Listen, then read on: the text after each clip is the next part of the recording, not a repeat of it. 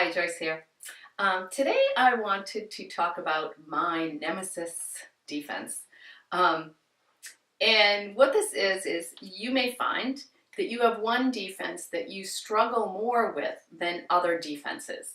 So, and each person and each profile would, there's patterns that you may fall into, and it may change over time, which is what happened for me. So when I first started working with this, and starting to understand the defense of a creative idealist, I found that to be an incredibly healing thing for me. So say, for example, I'm a knowledgeable achiever, charismatic leader. I have creative idealists, but it's kind of further out, as far as priorities are concerned. However, my dad, who passed away years ago, long before I learned the profiles, he was a creative idealist. And starting to understand the creative idealist and the defensive thinker, oh my God, brought such a healing to me with my relationship with my dad. I understood it a lot more than I ever did at the time. So that's the good ones. That's the easy ones. So now let's get to my nemesis. My first nemesis was actually charismatic leader in enforcer mode. Now, different charismatic leaders, the amount of energy that comes at you from a charismatic leader is very dependent on what their secondary and third profile are. So if you have a charismatic leader, secondary charismatic leader, third charismatic leader, that's very different than a charismatic leader with a team player secondary, or a charismatic leader with creative idealist secondary. So the really powerful, strong, uber energy enforcers, I was really afraid of. And so it took me a while to understand that, first of all, I have that. I have enforcer. I am a creative idealist. So the fact that I could see it in them meant I had it in me, which is really, really important. The second thing is I started to understand it. Well, when am I an enforcer? And what the passion is.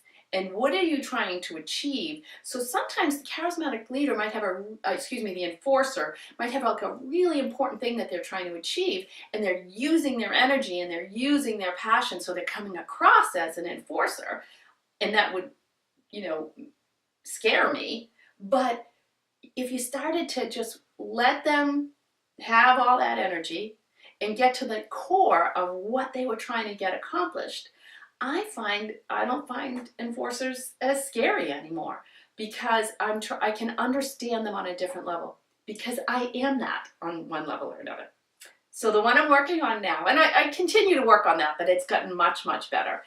The one I'm working on now is actually charismatic leader when they are a charmer in their core and a manipulator in their defense.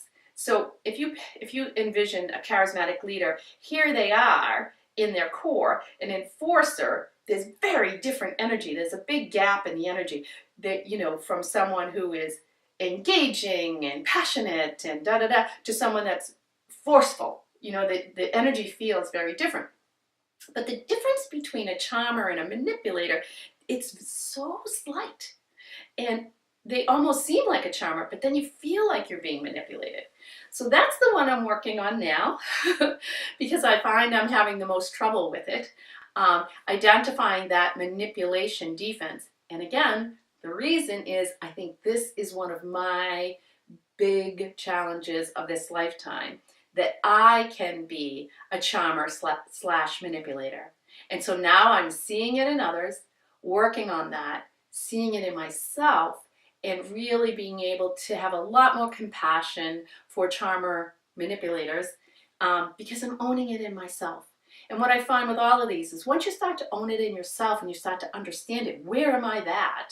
Then you can be far more compassionate to the person when they're in defense in front of you. So I hope you find that helpful.